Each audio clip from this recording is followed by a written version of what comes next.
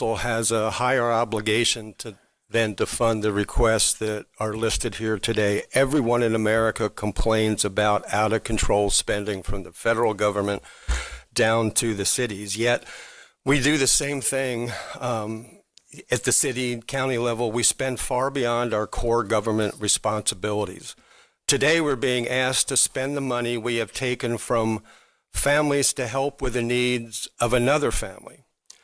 We are a generous people in our county. Our constituents are always willing to help those in need, but it should be their decision, not ours. We see it, we feel it, we want to help, but are we reducing the needs put before us today, or are we exasperating those needs and actually adding to the ranks of the needies with each dollar we take from every struggling family to give to nonprofit organizations? We have more families each year who can't afford their first house or the exorbitant rents, foods, and utilities. The truth is we are all taxed more than our founders ever thought would be possible or legitimate. In 1861, the income tax was first introduced. It was going to be 3% for incomes over $800.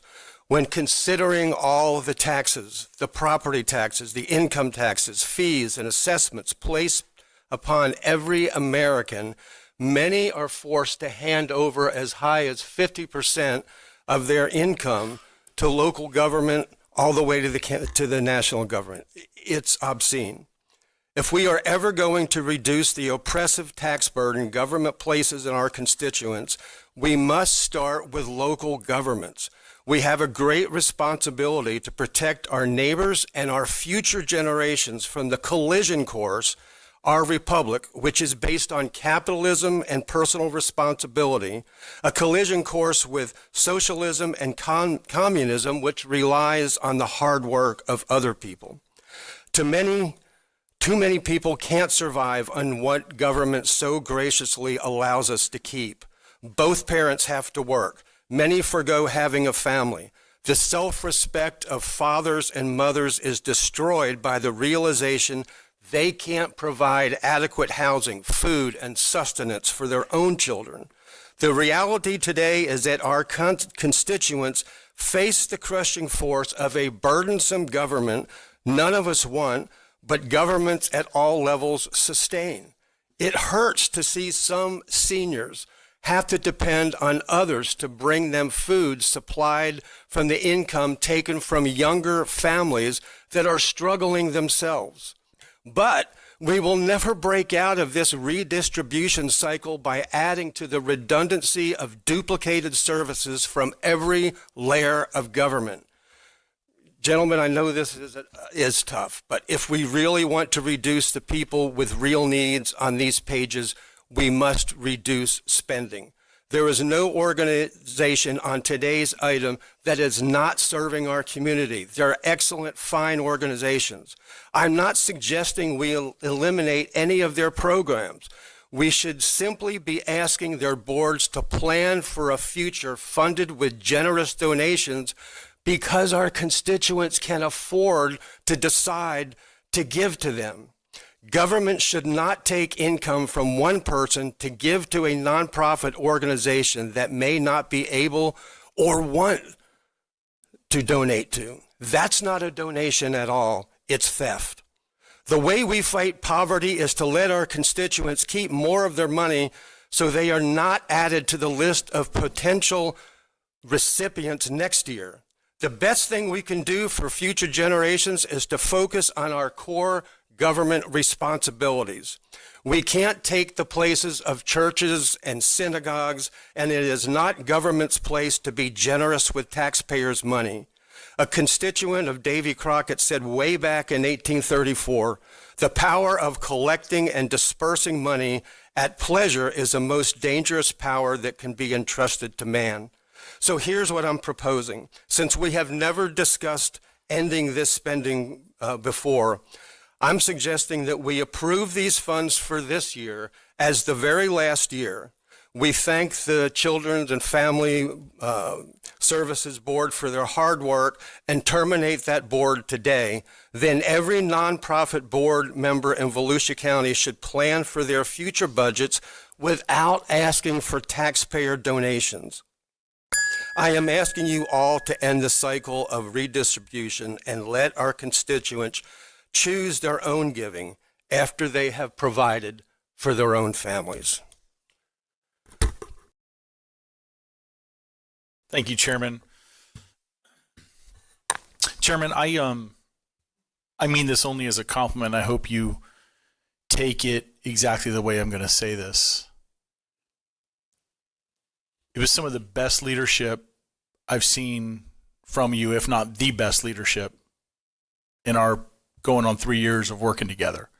I'm appreciative of you being the type of leader today who will bring up something that is unpopular, and you will certainly get beat up over this, but that's what good leaders do, is they don't always just say yes. It's easy to say yes. It's easy to just $2.6 million, yes. $611,000, yes. It's easy to do that. It's not easy to say no and to question where we are in this process. Some say it's too late in the game. The budget's already been there. Well, for four of us and others that talked about it, but just didn't vote that way, it's not too late until it's too late. You can create a budget and then still change your mind and make decisions. And we did that with our cultural council. And we can do that with this as well. So I publicly applaud you, Chairman, for having the courage to talk about this. And Mr. Robbins, you are spot on, and that is exactly what we need to do. We need to go line item by line item, because how can you disagree with Mr. Johansson when he talks about those that are disabled in our community? Those are the ones that need the most help and support. You know, you got to take care of your kids and your elderly and your disabled just as a loving community. I'm not saying necessarily government has to do that, because I agree with what the chairman said. This should come out of the pockets of individuals instead of government taking the money in a form of taxes and then deciding who the winners and losers are. Like I'm looking at the swimming contracts, and I'm like, why is Easter Seals getting $29,950 and Aqua Journey is only getting $17,970? Like, that's a question I have that I should have had with staff. Because Troy and Heather Kent, we paid for Wyatt Kent to get swim lessons because we could. And we paid for our grandchildren, Hudson and Truett, to have infant swim lessons because we could. And our daughter's going to have a baby in the next 3 weeks. And we're already told them we're paying for Hallie to have her swim lessons as well. Because we can. But you bring up a really good topic, Chairman, because at the end of the day, we all won nonpartisan elections. Nonpartisan. We represent everybody in our district. But we all have a party affiliation as well. And we've talked about being fiscal conservatives. And it didn't feel good for me when my city took my tax dollars and spent it in another city for a piece of art that I'm shaking my head going, why did my tax dollars pay for this whenever I'm sending my own personal money to this? So that could be tied into this as well. But I think, Mr. Robbins, the question may be, how much fat do we trim from this pig? Do we say none, or is there a certain amount? And it's a healthy exercise we need to desperately go through.